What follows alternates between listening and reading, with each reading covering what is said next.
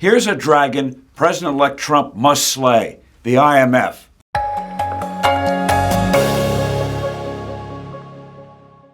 Hello, I'm Steve Forbes, and this is What's Ahead, where you get the insights you need to better navigate these turbulent times. The International Monetary Fund, the IMF, is a powerful global agency that has done and is still doing immense harm to economies around the world. It needs to be radically reformed or shut down altogether. The IMF, headquartered in Washington, D.C., has 191 member nations. It bills itself as an economic doctor for countries that get into financial trouble.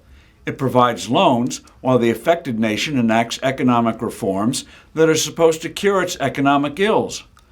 The IMF is financed by money from the U.S. and other countries. The fundamental problem is that the IMF is guilty of malpractice. Their remedies are the medical equivalent of what physicians routinely did to patients more than 2 centuries ago. They bled them. Of course, these procedures got rid of the pain and suffering because it got rid of the patients. George Washington's death was hastened by bleeding.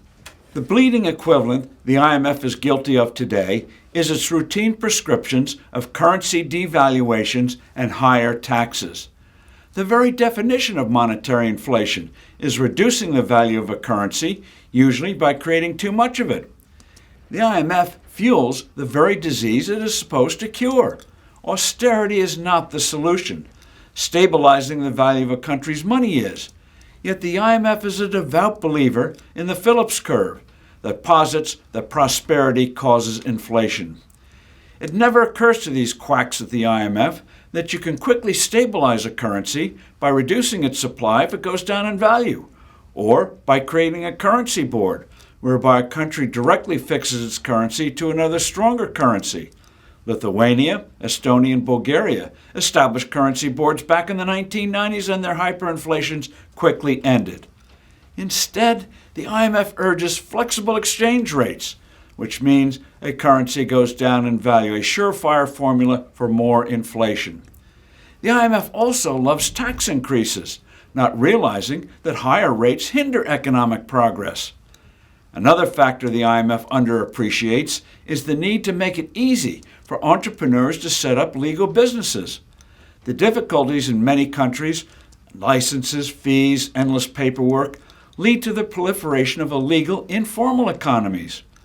Making the task of setting up a business quick and easy, as New Zealand does, virtually eliminates opportunities for corruption and also smooths the path for greater economic growth.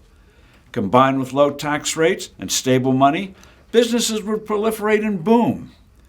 The baleful impact of the IMF was most destructively illustrated in the 1990s, when its poisonous prescriptions in Russia helped create the conditions for the rise of Vladimir Putin. Russia was pressured to rapidly sell off government enterprises at bargain prices, giving rise to a powerful, notorious class, the oligarchs. Russia's tax system was a horror of overlapping and conflicting codes that in some cases had effective rates above 100%. Instead of dramatically simplifying this corrupting, growth-killing array of rat's nests, the IMF and the Clinton administration urged better efforts at collecting taxes. When he took power, Putin immediately swept away this mess and enacted a simple, flat tax. Revenues soared, and the economy rapidly came back to life. Today, the IMF threatens the great libertarian policies of Argentine President Javier Milei. Among other things, the IMF opposes Milei's original idea of formally replacing the worthless peso with the dollar. The IMF should be a prime target for Donald Trump. I'm Steve Forbes. Thanks for listening. Do send in your comments and suggestions, and look forward to being with you soon again.